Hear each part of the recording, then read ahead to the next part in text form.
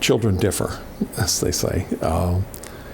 And when it comes to learning to read, there are some kids that seem to need almost no support.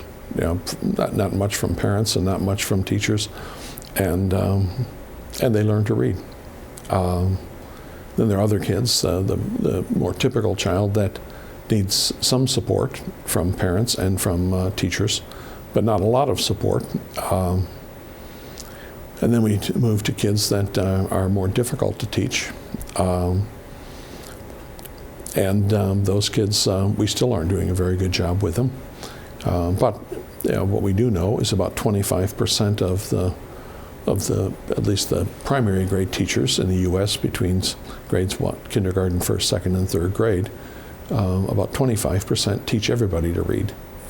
They don't retain kids in grade, and they don't make referrals to special education. They simply teach children.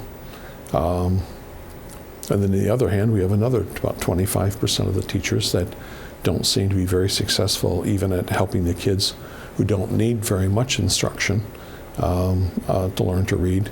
And they tend to make most of the referrals for flunking kids and most of the referrals for special education services, or 75% of the referrals. It's not much of a secret, I don't think, about teaching kids to read, but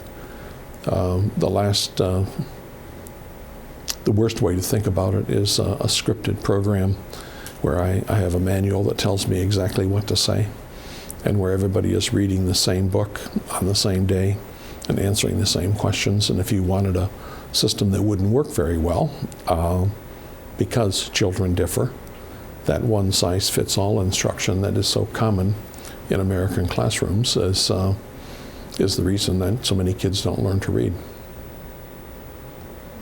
Some of those kids are lucky enough to have parents that figure out how to teach them to read even if the schools won't. But some of them have parents who are no more helpful than the teachers that the kid gets. In those cases, we call those kids struggling readers. And if they aren't reading on grade level by the end of second or third grade, the likelihood that they're going to drop out of high school is really good betting odds. About by the end of second grade or third grade, most schools are doing almost nothing at middle school or at high school to try to solve the problem.